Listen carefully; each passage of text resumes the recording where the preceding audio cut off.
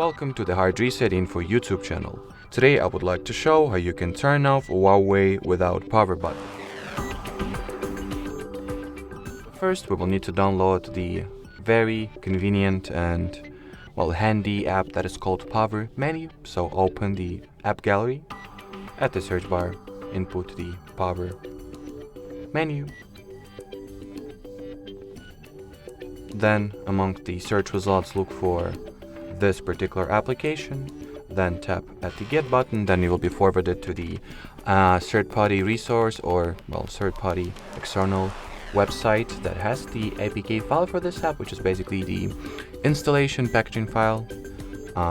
So here just tap at the download APK button, then we'll need to skip this ad and confirm the download.